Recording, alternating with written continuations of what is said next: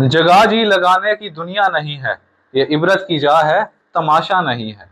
ناظرین، پہلے کبھی یہ نہیں سنا تھا کہ بادل پھٹ گئے، کلاؤڈ برسٹ ہوا اور پورا کا پورا گاؤں ہی صفحہ ہستی سے مٹ گیا۔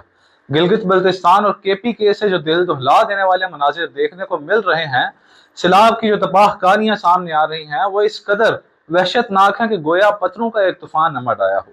ریت کے بڑے بڑے تودے اور اتنے ہولناک پتھر کہ پورے کا پورا گاؤں ہی صفحہ ہستی سے مٹ گیا۔ یہ قیامت خیز مناظر ہیں۔ کہا جا رہا ہے کہ 400 سے زائد افراد لاپتہ ہے، اور جو مل رہے ہیں ان کی حالت بھی ناقابل بیان ہے۔ واللہ اس سے پہلے ایسے مناظر دیکھنے کو نہیں ملے اور نہ ہی سنا۔ قرآن کریم کی وہ آیات یاد آتی ہیں کہ ہم انہیں قیامت کے بڑے عذاب سے پہلے چھوٹے چھوٹے عذاب کا مزہ چکھائیں گے تاکہ وہ لوٹ آئیں اپنے رب کی طرف۔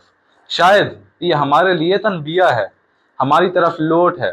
کیا ایمان والوں کے لیے وہ گھڑی نہیں آ پہنچی کہ ان کے دل اللہ کی یاد میں جھک جائیں؟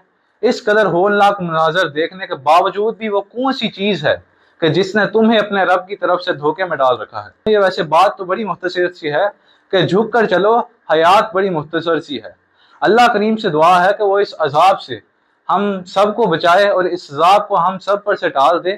جن لوگوں کے اہل خانہ اس دنیا سے رخصت ہو گئے ہیں، اللہ ان لوگوں کو بھی صبر جمیل عطا فرمائے اور اللہ تعالیٰ کی ذات مکمل طور پر خیر فرمائے۔